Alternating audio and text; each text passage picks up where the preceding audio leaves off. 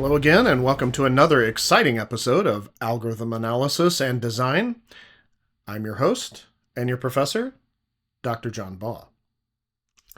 In this lecture, we're going to be discussing another paradigm of algorithm design, which are greedy algorithms, or another paradigm of algorithms, rather. So we've already discussed divide and conquer and dynamic programming, and now we're looking at the greedy paradigm. Okay, so introduction. So what is the greedy approach?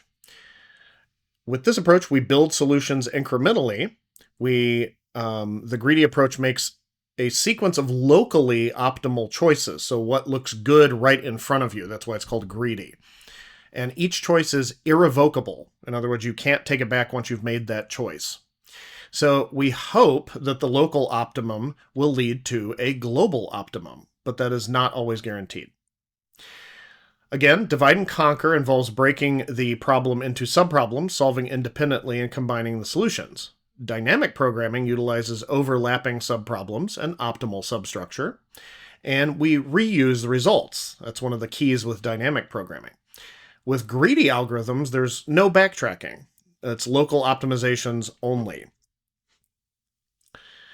So dynamic programming considers all possible solutions, sub-solutions, and guarantees optimal solutions. Okay, the greedy is simpler, faster, and we must prove correctness, though, because these have a tendency of, if it doesn't have the right structure, we don't necessarily know that it's going to end up with an optimal solution. So we have to be very, very careful. So examples are, for shortest path, we have things like the Floyd-Warshall dynamic programming algorithm versus Dijkstra's algorithm, which is greedy. And the knapsack, for the knapsack problem, for the 0-1 knapsack problem specifically, dynamic programming works, but the greedy approach will fail.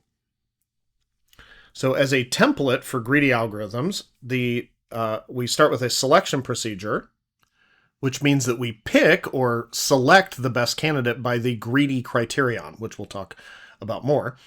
There's a feasibility check, which ensures that the choice doesn't violate constraints, and a solution check, which means we stop when a valid solution is reached. So what are the motivations and real-world analogy? Every day we do make greedy choices. We always take the shortest, we typically take the shortest line at the grocery store. If you pick the fastest route suggested on a GPS, or make change using the largest coin first. Greedy works well in some systems, but also fails spectacularly in others. Big questions that we might have are, when does greedy give the right answer? How do we prove correctness? Where does greedy fail? And preview of different problems we can study are minimum spanning trees. So we'll look at Prim and Kruskal's algorithms, and Dijkstra's algorithm for single source shortest path, Huffman encoding when we get to encoding, and the knapsack and change making are other examples as well. Okay, so the greedy paradigm. With the greedy paradigm, we start with an empty solution set, and then at each step, again, we've seen this before, but we choose the best candidate, locally optimal, add it to the solution if feasible, and then repeat until the solution is complete. The key idea, again, and this is part of the repetition part with the where I do spaced repetition, so you get this stuff stuck in your head. The key idea is locally optimal choices may lead to global optimum. Okay, so the best solution right in front of you, as you go along each step, may end up being the best solution overall. So again, recall, we have three overarching steps: selection procedure, feasibility check, and then solution check. Okay. Oh, I don't know why that was ended up with a separate slide. Okay. So here's our example. Probably a copy-paste issue. So return the change using the fewest coins. If we use US coin denominations, so 25 cent, 10 cent, 5 cent, and 1 cent, there's 50-cent pieces and dollar pieces, but pretty much no one uses those, very often at least. So we'll go with 25 cent, 10 cent, 5 cent, and 1 cent. Let's use the greedy strategy, and this means always take the largest coin remaining amount because we want to use the fewest coins. We want to optimize this value here, the number of coins, with the change, okay? So for example, 41 cents, we can make that starting with 25 cents, and if we do that, we have 16 cents left. And then we take 10 cents, because we can't fit another 25 cent in there, because that would be 50. So we take 10 cents, so that takes us down a little further, so now we only have 6 left, right? So then we take a nickel, okay, which is a 5-cent piece, and then a penny.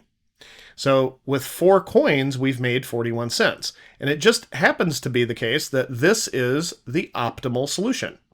Okay, this works well for the US system. However, here's a counterexample.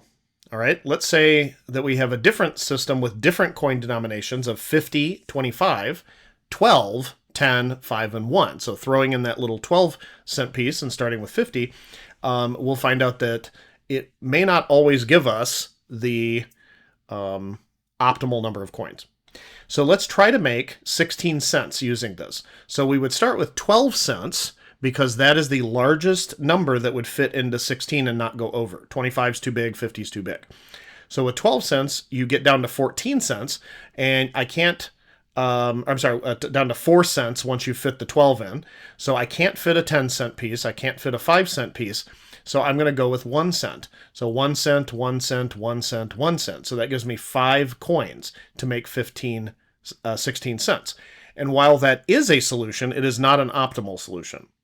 Okay, with the optimal solution, you would have 10 plus 5 plus 1. That is the optimal solution. It's 3 coins. Okay, it's less than 5 coins. So the lesson from this is that the coin change problem in the US system and some other systems, it could work. The greedy algorithm does actually produce the optimal solution all the time with the US system, but it does not work in all systems. And greedy must be proven to be correct. Key properties for greedy optimality is that we have the greedy choice property and optimal substructure. So these are to determine if the greedy approach is actually a good candidate, okay, for the type of solution that we want to a problem. So when you find a problem, you might ask yourself, what kinds of solutions could I use? And you don't even have to have a specific one yet, but you might want to think about the paradigms, okay, based on the structure of the problem. So it's very important. It's kind of like the know your enemy advice, the adage, know your enemy. It's in computer science, it's know your problem. So you should know the problem in order to come up with a solution.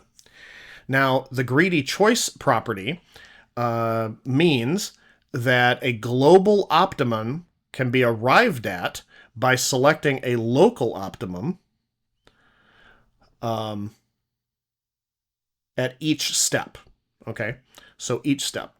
The optimal substructure means that an optimal solution to the problem contains optimal solutions to the sub-problems. And then if both of those hold, greedy choice and optimal substructure, the greedy approach may be a good candidate. Okay, often proving them are correct often requires loop invariance or induction. We'll see a little bit of that later on. Common approaches show partial solutions are promising and then prove that extending them maintains optimality. More on that later.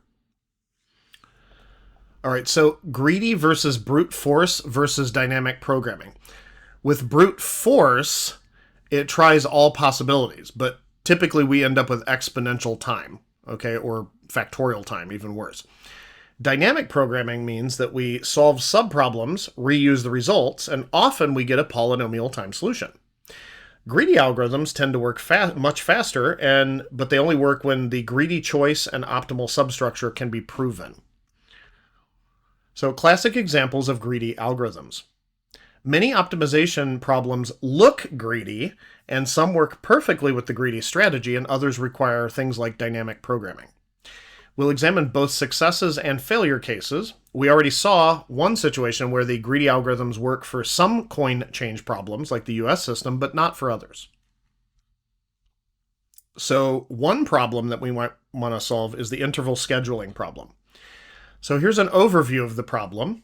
The input is that we have a set of activities or jobs, tasks that need done. So these could be for a CPU, they could be, different things that need done in a building by the staff. It could be practically anything that would be things that take certain time intervals. So a set of activities or jobs, each with start time S sub I and finish time F sub I. The constraint is that a person machine can handle only one activity at a time. No overlaps. Okay, so no overlaps. The goal is that we want to maximize the number of non-overlapping activities selected. And we don't necessarily assume that the individual machine or person can do all of the possible activities that are listed, but we want to try to optimize the number that can be. Okay. So the greedy insight is that we pick the activity that finishes earliest, then discard all overlapping activities, and then repeat. You pick the next one that it doesn't overlap but finishes earliest, right? And then keep going. So we want to leave as much room as possible for the rest. That's why we call it greedy, right? So that's why the finished earliest. Greedy algorithm requires a correctness argument, so we'll sketch intuition after that example. So the greedy algorithm framework is, recall that we have selection and then a feasibility and solution check. So with the interval scheduling, we have the steps to sort activities by non-decreasing finish time F sub I, and that is a pre-processing step to make the selection possible. It defines the greedy criterion, and our criterion here is earliest finishing first, right? And then we initialize, that's the setup step, and we initialize the following.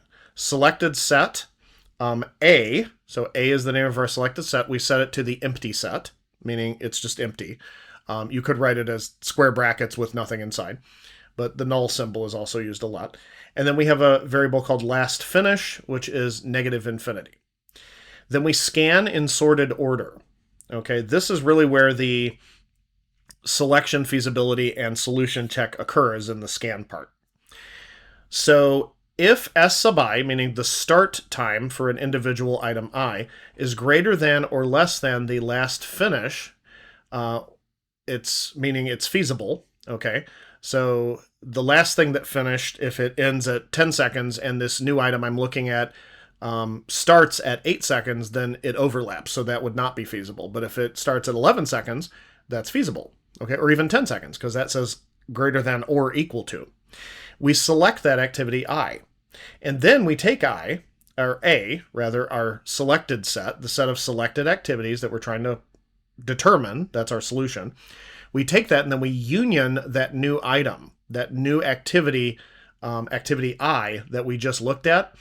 We set A equal to A union I, okay? So it gets union with the set containing I alone, and it adds it to that set. And then we update last finish to the finish time of that activity I. And then we return A. Now, if we look at the scan procedure a little bit more closely off to the side, you see that we have the selection procedure as part of it. We choose the next activity based on the finish time order and do a feasibility check. So if S is greater than or equal to last finish, it doesn't overlap, so we add it. And then the solution check is each time we add, we're building toward a valid solution. Okay? All right. So here's just pseudocode for the interval scheduling algorithm. The runtime for this, the sort is big O of n log n. That actually should say just runtime. We just need that. That's fine. Okay. So the runtime, the sort is big O of n log n, and the scan is big O of n. So we would say that obviously the n log n is more complex. Okay, so that is the one that overshadows the linear. So we have linear logarithmic or linear rhythmic n log n runtime. Okay, or runtime. The runtime will be relative to that. We would say this is the complexity analysis. So fully worked example, if we're doing it by hand, we have the activities from start to finish. So you've got activity A1, A2, A3, all the way to A6. And notice that these ordered pairs in here are the start time and the finish time, right? So we sort them by finish time in non-decreasing order. Okay, so that means the finish time of A3 actually ends up being the lowest because it's a 3. All the others are 10, 8. We've got 10, 8, 3, 9, 7, 5. So it's the smallest finish time. Then we go to A6, which is a start time of 2 and then 5. We've got 4, 7, 1, 8 for A2, 5, 9 for 4, 3, and then start time of 8, finish time of 10 for A1. That ended up being actually the last one, even though it's labeled A1. So sorting, it's the first part. Now you can begin the greedy procedure itself. So it's sorted, keep that in mind, and now set the initial value. So we set last finish to negative infinity, okay, meaning it's as low as you can get, and then initialize A to the empty, to an empty array. All right, so for A3, which is the first thing we check since it's sorted, we compare the, see how it's S greater than or equal to last finish? So last finish is negative infinity. Our start time for this one is 1, and 1 is definitely greater than or equal to negative infinity. So we select that one and add it. So the last finish is now set to 3 instead of negative infinity because that was the finish time of activity A3. And now we update our A, which is our set of the activities that we're going to actually be able to perform, non-overlapping activities. Optimal is the idea. So this is an optimal choice locally. It's the only one there, so it's definitely optimal for just a size 1 activity. Or a size 1 activity set. We go on to the next one, and it's 2 and 5.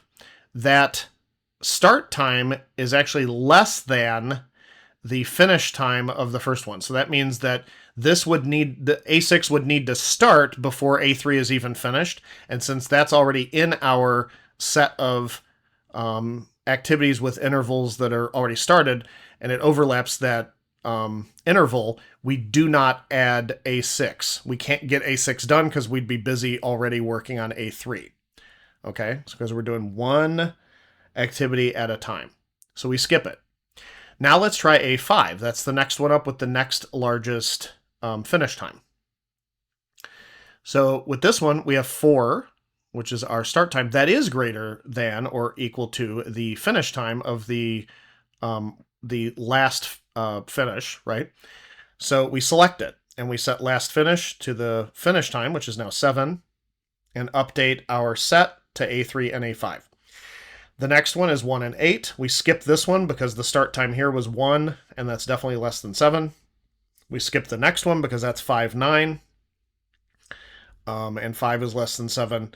And then for A1, this one starts at 8, and since that is greater than or equal to our last finish, that means we would be done with the previous activity, A5, in time to start this activity, A1. So we select and set the last finish to 10 and update A to A3, A5, and A1. And of course, since we are done now going through these, those were the only available activities to go through, then that is our solution. A that we return is A3, A5, A1, and that's optimal.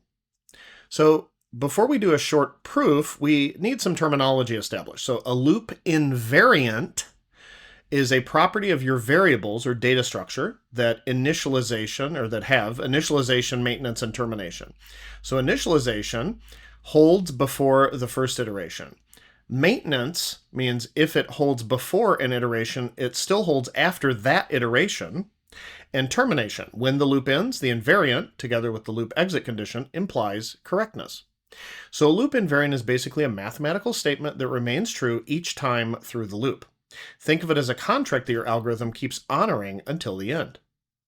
Loop invariant proofs are basically just induction in disguise. So if you've seen, of course, proof by induction, we have a base case inductive step and then termination. So for the base case, we have before the first iteration, like induction base case.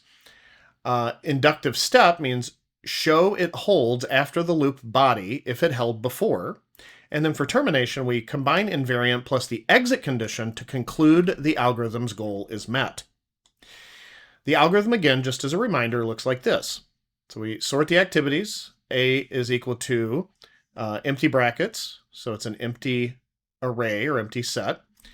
Last finish is set to negative infinity. We go through the start-finish pairs, each pair of times representing an activity inside our collection of activities, and then if the start is greater than or equal to the last finish, we append it and update last finish, eventually returning A once we're done going through all of the activities. The invariant would be at the start of each iteration of the for loop. A is set, or is a set of non-overlapping activities, and there exists an optimal solution that includes all the activities in A. All right, so a proof outline would be, we have, again, the initialization, maintenance, termination. Initialization, reminder, before the loop, A is set to brackets, trivially non-overlapping because there's nothing in it, and every optimal solution, quote, includes it, because every set implicitly includes the empty set. Maintenance means if the algorithm adds an activity, it's compatible, meaning non-overlapping. So it's compatible or valid to be added, right? So by exchange argument, any optimal solution can be adjusted to include it. Termination is when the loop ends, no more activities can be added. Combined with the invariant, this shows A is maximum. So here's our proof, a little more thorough. The claim is that the greedy algorithm for interval scheduling, choosing activities in order of earliest finish time if compatible, produces a maximum-sized set of mutually compatible activities, meaning non-overlapping. Proof by loop invariant and induction. We prove correctness using a loop invariant on the main loop. The invariant, again, is at the start of each iteration of the for loop, the set of A of activities selected so far, including at the very beginning because it's empty, is trivially, but the set of activities at the beginning of each iteration of the for loop means that that set is mutually compatible, meaning no overlaps, and there exists an optimal solution, OPT, that contains all the activities. All right, so for initialization, before the loop begins, A is equal to the empty set. So again, we want to say that the invariant holds, okay? So clearly A is mutually compatible. Any optimal solution trivially, quote-unquote, contains A, since A is empty, so the invariant does hold. Now maintenance, remember there's the initialization, maintenance, and then we have the termination. So for maintenance, suppose the invariant holds at the start of an iteration. Okay, it's kind of like an inductive step, right? So two cases.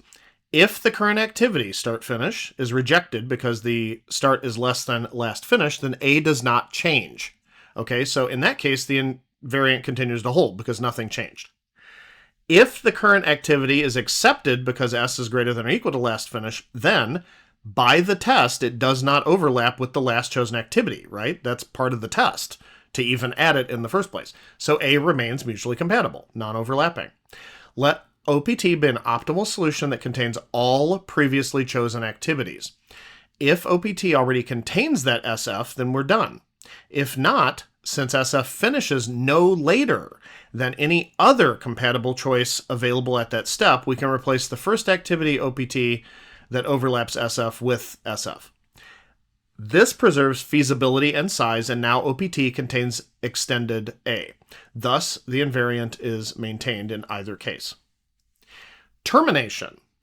When the loop finishes, the invariant has to say A is mutually compatible and there exists an optimal solution that contains A. But if OPT contains all of A, okay, all of A, and is optimal, then the size of A, the cardinality of A, number of elements in A, so again, that size of A has to be equal to the size of an optimal solution.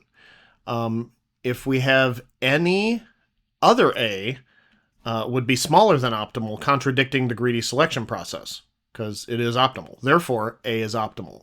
And the proof is complete. Code erat demonstrandum.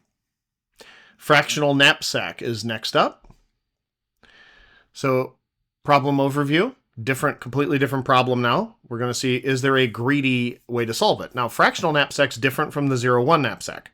Okay, we'll look at this. The input is that we have a capacity W, items with value V sub I and weight W sub I. In this case, fractions are allowed. With the 0-1 knapsack, we were not allowed to use fractions of these different items.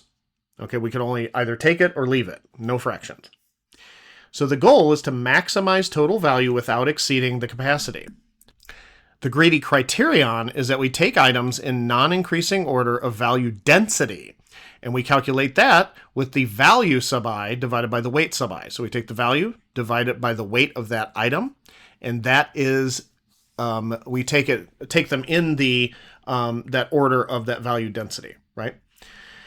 So why greedy works here. Fractional choice lets the local density that you choose each time extend optimally. Exchange argument sketch. So contrast 0-1 knapsack, no fractions, is not solved by greedy algorithms. So typically greedy rules can fail, so we'd use dynamic programming for 0-1 knapsack instead of greedy algorithm. But again, this is fractional. So we sort the items. This is the general template, okay? We sort the items by the value weight density, right? So in descending order or non-ascending order. This enables selection. Initialize A to the empty set remaining equal to W. It's a remaining amount that we can hold, right? And total value is equal to 0. Okay, so far. Scan items, we have selection, feasibility, and update, right? So we pick the next highest ratio item.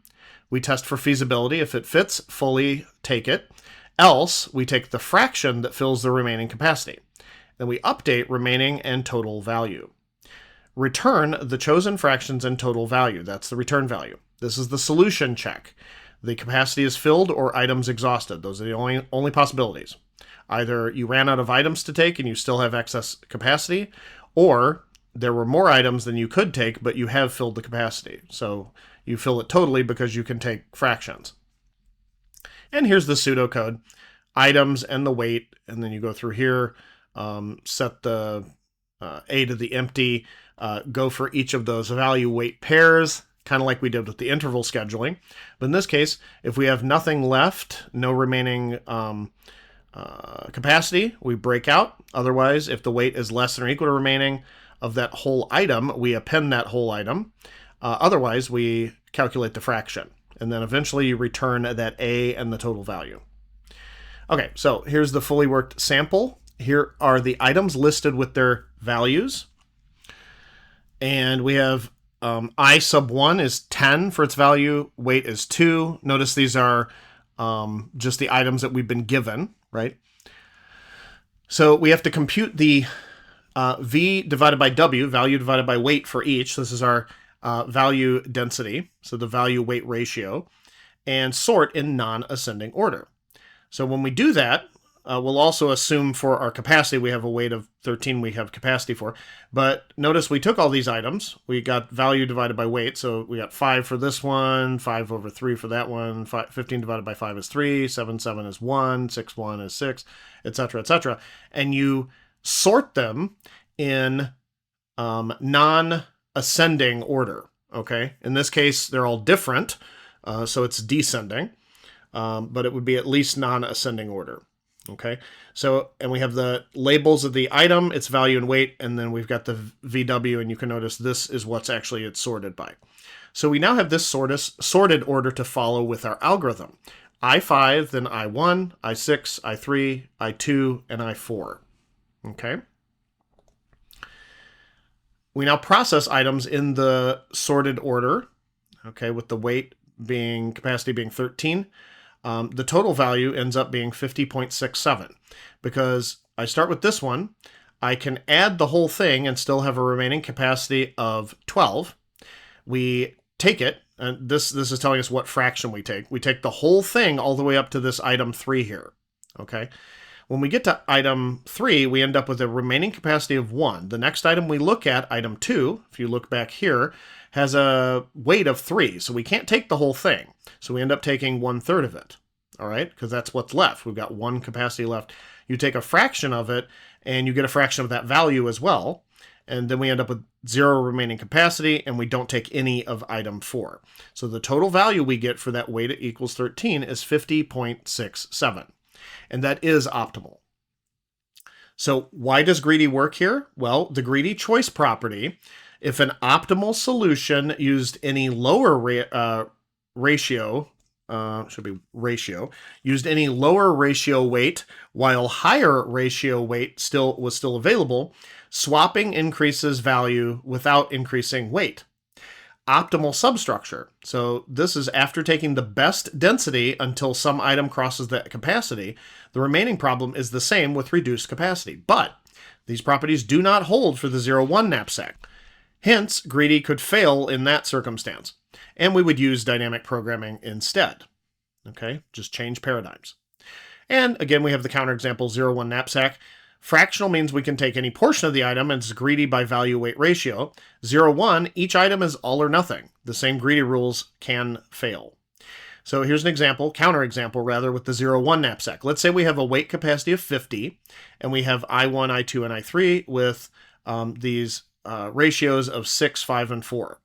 Greedy by ratio, descending, we get 1, 2, 3. In this case, they just happen to magically be in descending order also by their numbers. We take I1, because 10 is less than 50, values 50, remaining 40. Take I2, you get 20 less than or equal to 40, values 160, remaining is 20. For I3, we can't fit it, okay? It has a very high value, but we cannot fit it, and we can't take a fraction of it because this is the 0-1 knapsack problem. So we just stop. So with greedy, we end up with 160, but optimally, what could we do? Optimally, you should be taking 2 and 3, okay, to get 50 weight, and the value being 220. We took 160. We ended up with 160, and that is less than optimal. So with the dynamic programming solution, you'd end up with 220. Takeaways.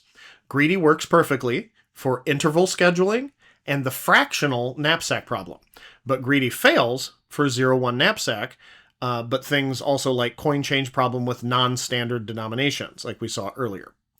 Now let's discuss greedy graph algorithms. Okay. So let's start with spanning trees. Okay, so it falls under the general category of graph and trees, right? Graphs and trees. What is a spanning tree? So just as a reminder, should have probably touched on this in some other course at some point, but we need a reminder sometimes, right? So what is a spanning tree? Given a connected, undirected, weighted graph G equals VE, a spanning tree is a subgraph T equals V, F, where F is a subset of E. It could be a proper subset, or it could be including all of the edges. It contains all vertices of G, and it is a tree, okay? Connected and acyclic, meaning it does not have any cycles in it, okay? The intuition would be a way to connect everything with minimum number of edges. So exactly the number of vertices minus 1. Properties of spanning trees. If a graph G has n vertices, any spanning tree has n minus 1 edges. Removing any edge from a spanning tree disconnects it. Adding any extra edge to a spanning tree creates a cycle. A graph may have many different spanning trees. They are not all minimal, necessarily. Each edge has a weight. Okay, this is the minimum spanning tree. So each edge has a weight, so it is a weighted graph. The cost, distance, etc. are examples of weights. A minimum spanning tree is a spanning tree with the minimum possible total edge weight. Formally, let T be a spanning tree of the graph.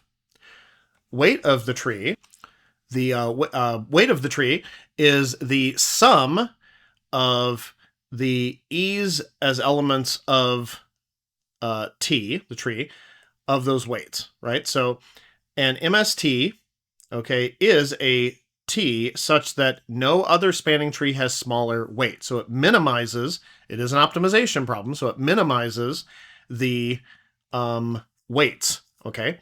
A graph may have multiple minimum spanning trees if edge weights allow ties. Now, why do these matter? So these matter because we use them in different applications like network design, such as laying cables, pipelines, road systems. Now, when I say network in this, I'm using it in the general sense, not necessarily a computer network, not necessarily a digital network or a neural network or whatever. Laying cables, pipelines, road systems, these are all examples of networks. The cheapest way to connect all locations. We can use them in circuit design, connect the components with minimal wiring, right? Clustering in data mining and machine learning. Minimum spanning trees are used to identify natural groupings. Approximation algorithm, so minimum spanning trees used inside heuristics for hard problems, okay, such as the traveling salesman problem. So how do we find an MST? Well, we could use brute force, which means enumerate all spanning trees, compute their weights, and take the minimum. So brute force, sorry, added a slide accidentally. Brute force, again, it just means we're going to end up creating everything and then computing all those weights and taking the minimum. If you've got a couple, very small graph or something, maybe that works, but it's infeasible and it's definitely not scalable. It is very poor granularity, so it's infeasible. Exponential number of spanning trees. The greedy methods, actually, there are a couple efficient algorithms for this. One of them is called Prim's algorithm. One is called Kruskal's algorithm. Both rely on the greedy choice property and can be proven correct. All right. Let's start with Prim's algorithm. So Prim's algorithm is a greedy algorithm for finding the minimum spanning tree. The idea is that we start with one vertex and repeatedly add the minimum weight edge that connects the growing tree to a new vertex, rather. Local rule is pick the cheapest edge to bring in a new vertex into our set of vertices that we've covered. We stop when all vertices are included, and this guarantees a minimum spanning tree, or an MST. All right, so we start with any vertex, say V1. We let V1 equal the set of vertices already chosen.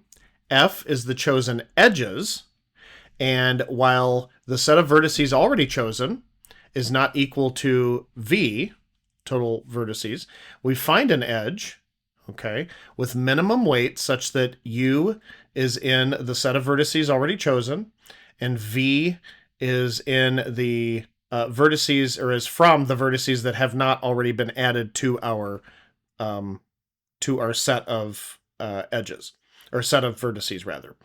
We then add V to Y, add the edge, UV, to F. When all vertices are included, F is the minimum spanning tree. Okay, so here's the pseudocode for the algorithm. Choosing an arbitrary start vertex V, initializing Y to that arbitrary vertex. That's the vertices in our minimum spanning tree. And then we have the set of edges, which is currently empty because we have one vertex, so there's no edges to anything else. While Y is not equal to V, find an edge, UV, of minimum weight with U in Y, okay, some vertex in Y, and V that is not yet in Y, or isn't in Y. Y is equal to Y unioned with that new vertex, and then we add that edge, okay? And then finally we return F. With an adjacency matrix and simple search, this is quadratic. With heap-based priority queue, we have big O of M log n, okay? So it's linear logarithmic with respect to the it's logarithmic with respect to the vertices, and then we multiply that by the number of edges in the graph. All right. So here is our graph right here, graph G, and this is going to end up being our minimum spanning tree right here. But before we get that, we would start with the graph and find the minimum spanning tree. So Prim's algorithm, starting with just a simple example with 4 vertices, we start at A. Okay, so let's start at A. You can really start at anything, but we add A to our set in the minimum spanning tree of vertices. The edges going out of A are A to B and A to C. Okay, we pick the minimum of those, which is A to B. So Y is now equal to AB because we've added that vertex, and the candidates now we include the edge going out of A to C, because C still hasn't been added. We also have the edge going from B to C, because B was added to our set in the previous round, right? And then we also have B to D. Okay, we don't want B to C. Okay, or we can have B to C, but if it was already added, just as a note, if this was already added, we wouldn't want to try B to C because C would have already been added and it would add a cycle. Okay, so we have A to C is 4, B to C is 2, B to D is 5. The minimum of those is B to C. That's the shortest. So we then add C as one of the vertices, and also all along this we are adding C also to our implicitly to our F of edges. So we've got AB is included, and then BC is now included. So we haven't seen D yet. We now have ABC. Candidates now are C to D, because D hasn't been added yet, and B to D. Okay, we don't want anything else. If C was going to A or C was going to B, we wouldn't want that, or even a loop on C, because C, that would create a cycle. We don't want to create a cycle. So it has to be adding vertices that do not exist yet. Okay, or that aren't members of our Y yet, is really what we mean. So we would pick C to D out of those remainders, because the shortest is C to D. That's from C to D rather than B to D. So we add C to D, and we have A, B, C, D, and now we're done. And the edges are A, B, A to B, B to C, and C to D. Now this one ended up being like that, with really, really nice names and everything. It was kind of designed that way, wink, wink. But it is not always the case, okay? You'll often get many, many more nodes, and it'll be much more complicated in some cases. But the total weight is 6, and that is optimal. Correctness proof sketch would be something like this. We're not doing a full proof on this one, but the greedy choice property is suppose that an optimal minimum spanning tree exists. Replacing any heavier edge with the edge chosen by Prim can only reduce or preserve total weight. We have a promising set lemma. The set of chosen edges F can always be extended to an MST. By induction, we have the base. The empty set is promising. And then, because we can only add edges that could lead to a minimum spanning tree. And induction is adding the minimum crossing edge keeps it promising. By crossing edge, we mean from the edges that are part of the minimum spanning tree and those that aren't. So when we bring one in, we add that minimum crossing edge, and that keeps it promising. So as you keep going on, you get to the end, and it's still globally optimal. Therefore, Prim's algorithm always yields a minimum spanning tree. The complexity, a naive implementation with just an adjacency matrix would yield a quadratic solution, whereas the heap plus adjacency list would yield a linear logarithmic with respect to the number of edges and vertices. For sparse graphs, Prim is actually competitive with Kruskal. And a reminder that sparse means a graph has significantly fewer edges than the maximum possible number of edges relative to its number of vertices. Okay, now Kruskal's algorithm. This is a little bit different. There's our friend Kruskal. This is another greedy algorithm method for finding minimum spanning trees. The idea is that we start with all vertices in separate components, no edges. So we basically, they're just considered all separate sets, and they're just like a lone wolf. They're just sets of size 1. And we repeatedly add the smallest weight edge that connects two different components. So we consider these all separate components, each containing one single vertex, and then we start adding those that end up making smallest weight edges, so they connect two different components. In other words, doesn't form a cycle also. Stop when you have n-1 edges. It uses disjoint set union find data structure to track the components. We sort all edges by increasing weight, initialize the minimum spanning tree set F, this is the set of the edges, equal to the empty set. For each edge, UV in sorted order, if U and V are in different sets, we add the edge. Remember, because we're looking at them in the sorted in increasing weight, so we start with minimum weight, And every time you come across a new edge, if they're in different sets, they're not part of the same set, we add the edge to F. In other words, we merge those sets into a bigger set. Okay. If they're in the same set, you skip it, because if you add again, it would form a cycle, right? When the number of the cardinality of F, the number of edges, is equal to n minus 1, we stop. And then return F as the minimum spanning tree. Okay, so Kruskal with G and W. Not sure if I can increase this. Yeah, one time. There we go. So you've got Kruskal taking the graph and the weight. We've got F being initialized to the empty set. Okay, for the edges. For each vertex, we make a set on each of those vertices, so they each get their own set. They're each separate sets. Sort the edges E by weight. Okay, for each edge in the sorted set of edges, you know that each edge has to be connected to two different vertices. So you call find on U and V, meaning are they in different sets? So if find U is not in the same set as V, U is not in the same set as V, you add that edge and then union those two vertices, or those two sets. So, for example, as a reminder over here, we have find, which determines which set X belongs to, and then union XY will merge two sets containing X and Y. Okay, that's what we did there. Now, as a note, to sort the edges, we have big O of M log M. Okay, M is based on the edge number.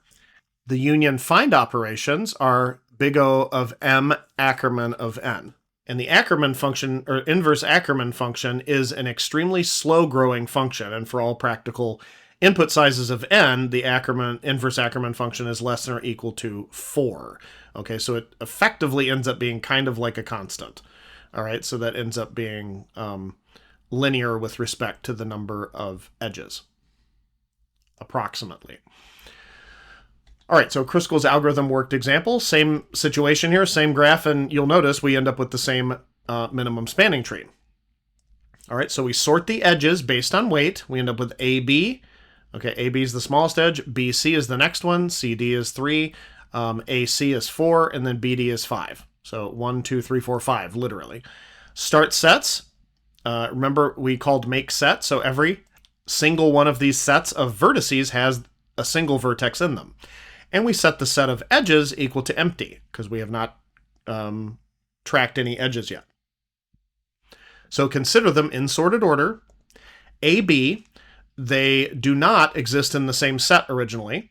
Okay, so we add them to the same set. So we perform the union, and that now gives us these sets. We have AB, C, and D. C and D have not been touched yet. AB is in the same set.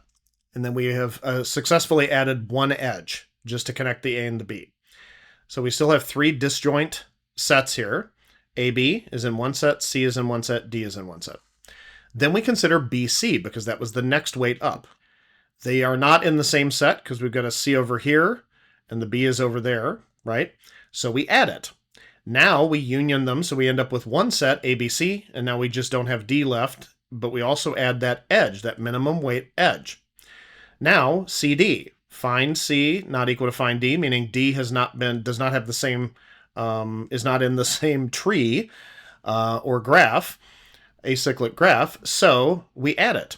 We perform the union, we end up with A, B, C, D, and we have edges, A, B, B, C, C, D, A, B, B, C, C, D.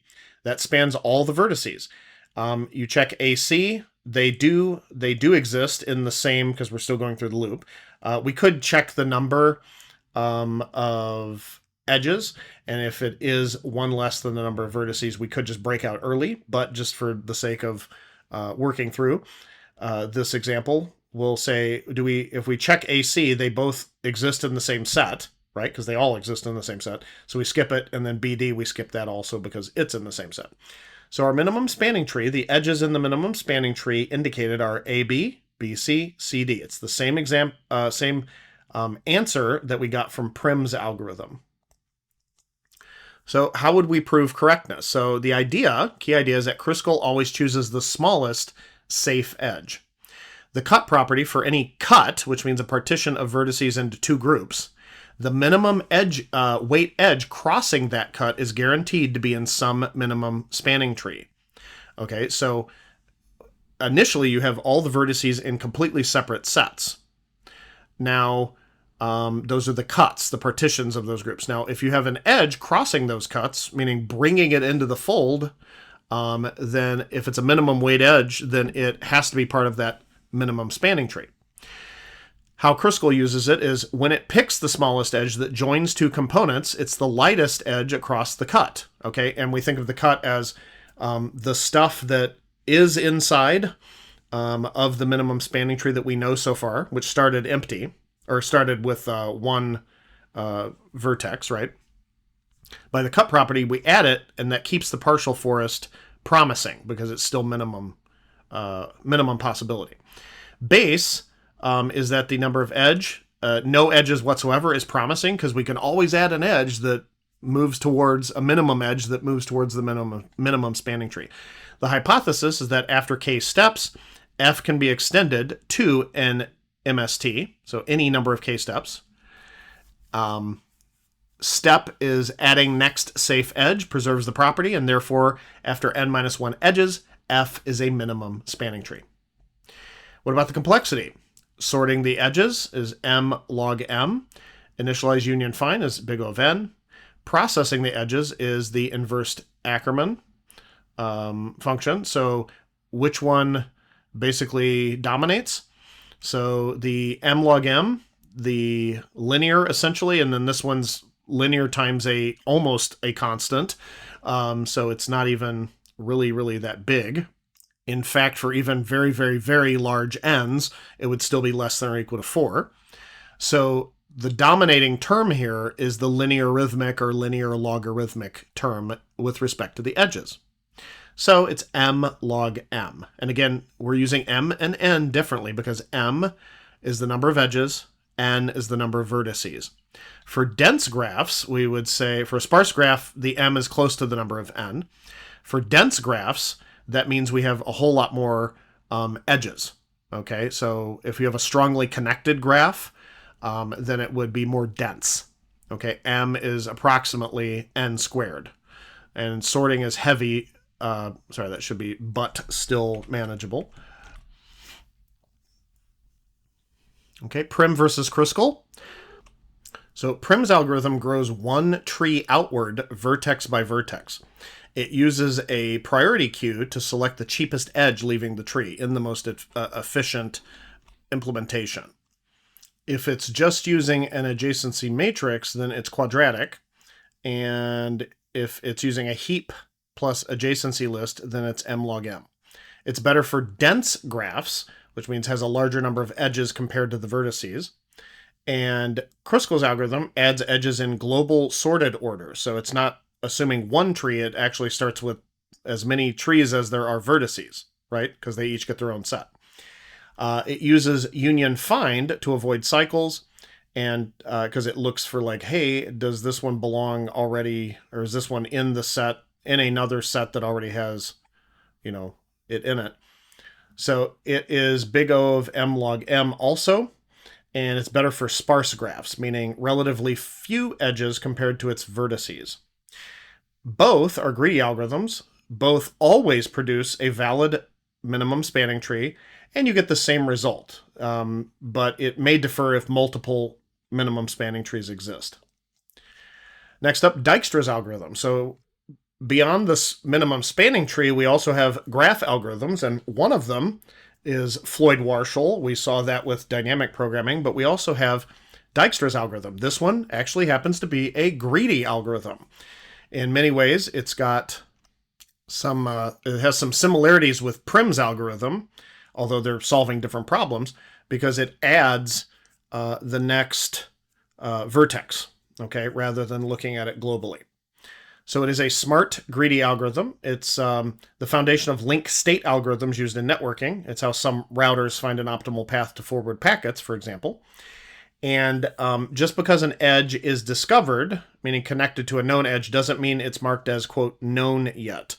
Okay, so once an edge is marked as known or visited, it is guaranteed to have the shortest path between it and the single source. So Dijkstra's algorithm, its full name is actually Dijkstra's single source shortest path algorithm. Okay, it's kind of a mouthful, so most people just say Dijkstra's algorithm and everyone knows what you're talking about. All right, so this is an array table-driven version of Dijkstra's algorithm. There's also another version that we'll see in a second. So how this fills the table, though, at each step is when a vertex u is chosen by argmin, set known at u equal to true in the table. For each neighbor vertex of u, okay, that is already in our table, if the new distance is better, we update the distance and set previous v of u so we can construct the paths later. Sorry. Unreachable vertices keep the distance equal to infinity and previous equal to empty or null or nil. This is a priority queue-based version. Same table updates as previously, but the heap just makes the pick smallest unknown step more efficient. Okay, so we will see an example, but the general informal idea of the algorithm is thus.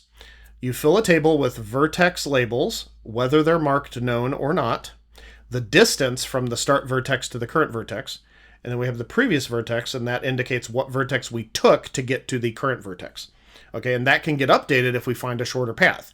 In other words, if A connects to C with a weight of 10, but I can go to B with a weight of 2 and then B to C with a weight of 3, you get 5 to get to C. Instead of 10, we could go through B and say, that's an update, right? And it's shorter. So the steps are start at the single source vertex, find the shortest adjacent vertices, okay, with direct edges. Pick the shortest distance vertex and mark that known, and then continue finding shortest adjacent vertices. Once a vertex is marked known, you do not ever update it again. If you follow the algorithm, all known vertices have their distances set correctly as shortest distances from the source node. We repeat the algorithm until all nodes are marked known, and hence all shortest paths are known. All right. Here's the example. So we start with a pretty empty table here. Even from the beginning, we don't even set the first known vertex yet. We just set everything to false, distances to infinity. We don't know who's connected to what, and previous is set to null or empty. The initial graph, you can see that we have all of these values on each of these edges. We don't consider any of the vertex known yet, and let's start with A. Okay, we could start with a different vertex, but let's start with A. So starting with A, we add A, we have true. The distance, there's no distance set. Okay, we just mark it as known. And the next step is ask and answer, what is A adjacent to and what are their distances? Okay, so A has 3 different edges. It's got one to B, one to E, and one to D. So we now are capable of seeing B, E, and D. Now mark all the distances from A to adjacent nodes. Okay, so we do mark those. We don't mark them as known yet, but we mark those distances. So from coming from the single source to B, okay, if we go through A, now we're not really going through A because A is the single source, but starting out initially, this is always going to be the single source. We have 10 for B, 6 for D, and 5 for E. Since F and C are not directly connected to A, they remain infinity at this point. Of the unknown vertices, meaning the ones that are not marked known yet, so we've got 10, infinity, 6, and 5, and infinity, which one of those is the smallest? What's the smallest edge weight? Okay, so we ask that question and we end up answering that it is, in fact, E. So we mark E as known. Okay, E is visited or known. This will never get updated again, but it is part now of this shortest path. Okay, so the shortest path from A to E is the direct edge.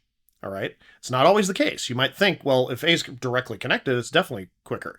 Not necessarily, okay, because there might be a way around it, like, if this was a 3 here, and then this was a 1, that would be 4 to get from A to D, but there's a 6 right here, okay? So it would be faster that way. This way it's 7, but we haven't gotten there.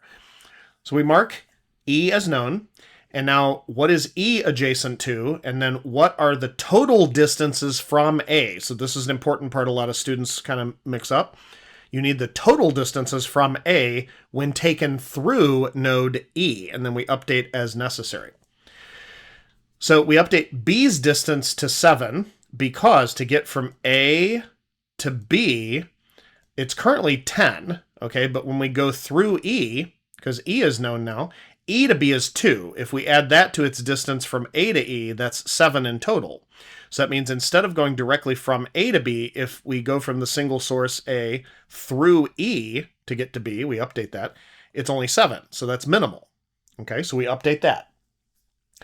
D's distance through A, or A through E, is 7. Okay, so that's not shorter, so we leave D alone. Now what about F? Things that already exist, or don't exist yet. It is now reachable from A. Okay, so it's not infinity anymore because E knows of F. So to get there, we take A to F, so it's D, distance from A to E, okay, and then distance from E to F. So that's 5 plus 7, that's 12. So we mark that as 12, because that is smaller than infinity, of course. Now, we don't mark any of those nodes known yet, because they're not the minimums yet. We're just updating. Next, what do? We mark D as known, because D had the next shortest distance, okay? Because we had obviously A was part of it. We marked E because it had a total distance 5. We now marked D because it has a total distance 6. Now we are left with the ones that are unknown are B and C and E. So we have 7, infinity, and 12. Okay, so up next we mark B as known. Okay, I've colored it in with a lighter green, just like I did the others, because it was a 7. Okay, so it was a 7. It was compared with 7, but we can update some stuff. So B is adjacent to E, but E is already known, so we skip it. All right, we don't have to check any of the updates. C is adjacent to B, so it is now reachable from A through B with a distance of 11. So instead of being infinity, we now put it as 11. F is updated with 10 as its distance through B. Okay, and this is less than F's previous distance.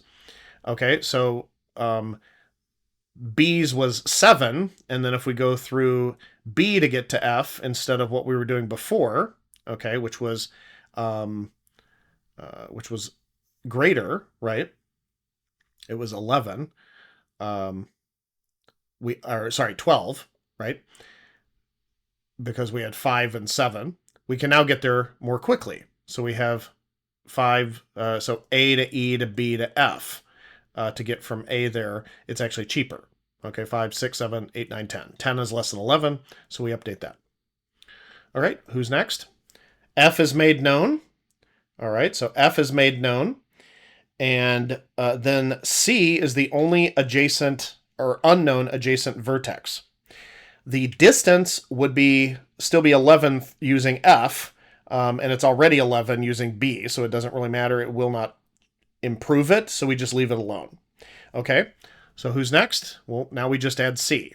Okay, now since we know all of the vertices, and we have no unknown labels, okay, or false as known labels, we are done. And these are the minimum distances, and then we can reconstruct the paths using this. Okay, if I ask a question like, how do I get from A to F?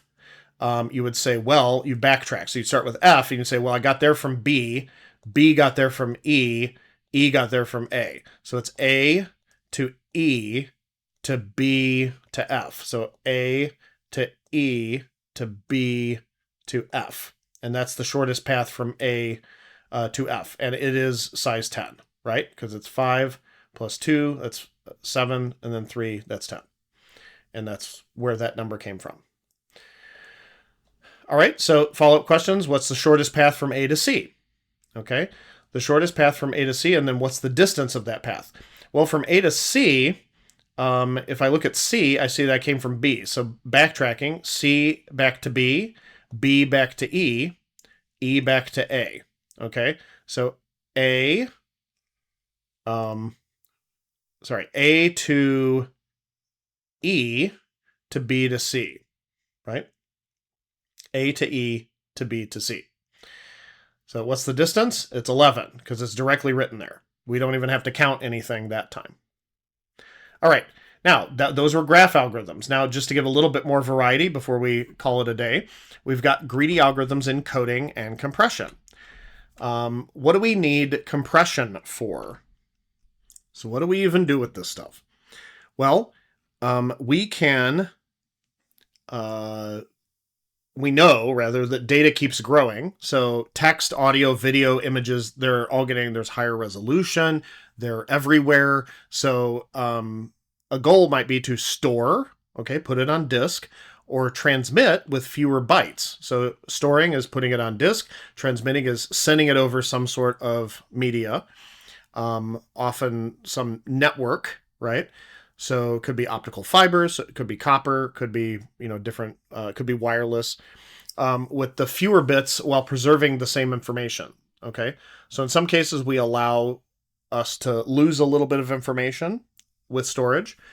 If the say an image we don't need to be super high quality, we can use a lossy format like a JPEG or something like that. But in some cases we want to preserve all the information. Compression relies on codes. So this means mapping character symbols to binary strings that we can then reconstruct later on. The question is, can we design codes that minimize total storage or transmission size? There are different kinds of codes. Some are fixed length and some are variable length.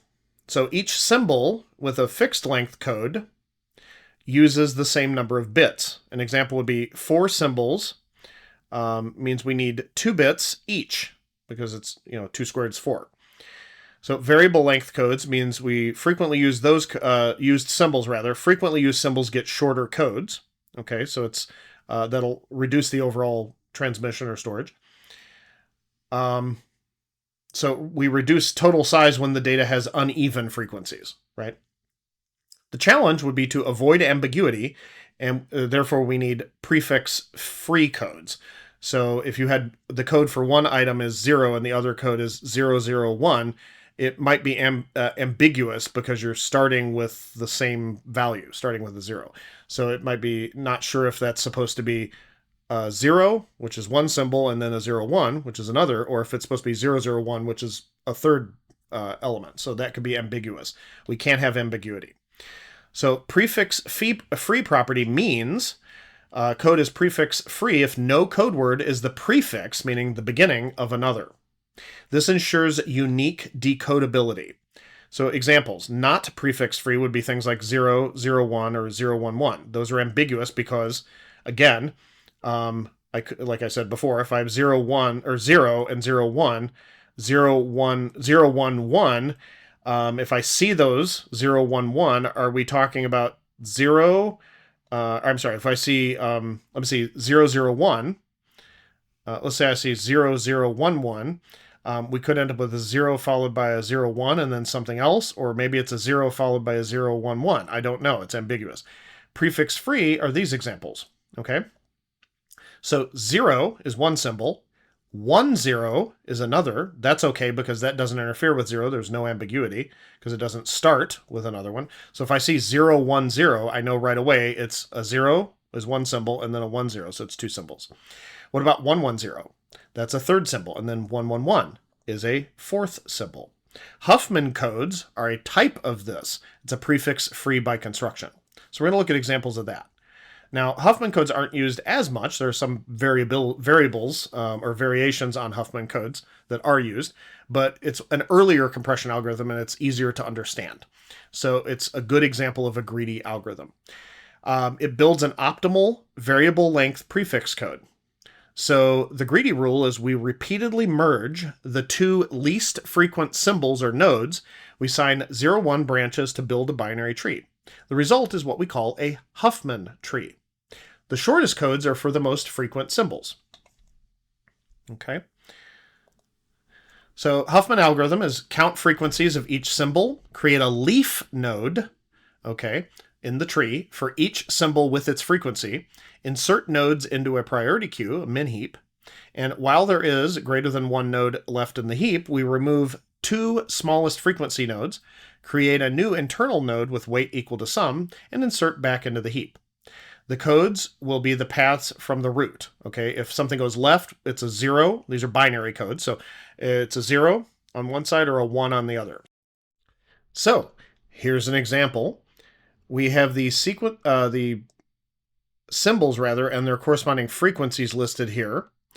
They may have been given to you out of order and you'd need to sort them, but you can see that, say in a given document or something that you're trying to compress, A occurred 5 times, B occurred 9 times, C occurred 12 times, D occurred 13 times, E occurred 16 times, and F occurred 45 times. You can see that it's being sorted from in non-descending order, so in this case, ascending. The tree construction is actually bottom up, okay?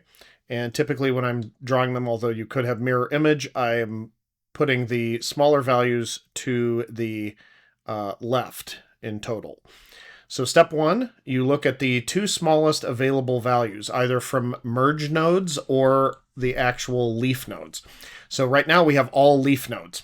So again, we're going bottom up. You can pretend the tree doesn't really exist now. They're just, a bunch of nodes floating around. But we combine the 5 and the 9 together, okay? 5 and the 9 together. And when we add those together, those are 14. So we now have 14 from this contribution of A and B, and now we have C, D, E, and F, okay? So the numbers are 12, 13, 16, 45, and now 14, okay? So 12, 13, 14, 16, 45. The 12 and the 13 are the next two smallest, okay, now that we've merged these two into 14. 14 doesn't make the cut. We just have 12 and 13 now. So we combine those. 12 and 13 end up combining, and we have 25, okay? So now that we have 25 on that one, we include that, okay? That's the C and the D. So now A, B, C, and D are now included in our tree. We have their combined nodes, which are the 25, the 14, and we also still have a 16 for the E and a 45 for the F. The next two are the 14, which is a merge node, and 16, which is just an individual letter, right? Those are the two smallest. The 25 obviously doesn't make the cut this time, so we end up with the 14 and the 16 merging into a 30 node, and that's where we end up with this. So we got a merge node combined with the E, and we get 30.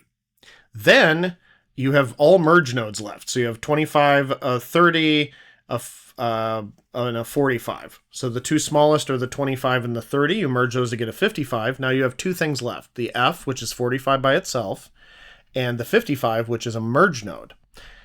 And that's what we get at the top. Then you label them with the left with zeros and the right children with ones, and then you just read it on the way down. So F being the most frequent, we want that to have the shortest code. So that's literally just a 0. That's the only code that we need for an F. And since it occurs so many times, that's the best. Now, next we have C, D, and E. Those are all the same length, but C gets first dibs, so 1, 0, 0. Okay, so it's the next smallest. Then 1, 0, 1. Okay, that is the 13. And for the D. And then we have 1, 1, 1 for E, which has 16 frequency. The A and the B are the least frequent. Okay, they were the 5 and the 9 originally, so they have the longest codes, which is good because they don't show up as much, so we can give them longer codes. Okay, so 1, 1, 0, 0, 1, 1, 0, 1, and that's how we end up with those codes right there. Now, this is basically the shortest code you're going to get for each of these given their frequencies. And this is, of course, a variable length coding. All right, so heap operations are big O of log n, so they're logarithmic. Given n symbols, each merged once, that's n log n. So we end up with very efficient for real-world use. So it's n symbols, each merged once, n log n. So n log n is the complexity of Huffman encoding. So applications, again, we have zip and gzip for text compression, multimedia, MP3, JPEGs, PNG, use variants of Huffman, networking, protocol efficiency, and historical importance, foundation of many other modern codecs. So in summary, it's a classic greedy algorithm that is provably optimal for symbol-by-symbol compression. Local greedy step, we merge the least frequent pair that leads to global optimum. Reinforces the theme that greedy works beautifully when the greedy choice property and optimal substructure hold. Okay, to summarize what we've done in this lecture, the key ideas of greedy algorithms are that the greedy means we build solutions step by step, always taking the locally best option. This works only when the greedy choice property holds, meaning the local optimum leads to global optimum, and the optimal substructure exists. So optimal solution contains the optimal subsolutions. The strengths of this greedy approach are that often it's quite simple and fast. And elegant solutions occur for many classical problems, such as minimum spanning tree, shortest paths, and compression. The limitations are that they're not always optimal. So for 0-1 knapsack or coin change with tricky denominations, it's not optimal. And it requires careful proofs of correctness, often via cut property, meaning we go from one set or partition into another, exchange arguments, or induction. Okay, so greed should be greedy, not greed. Greed does work sometimes, but it's not always ethical.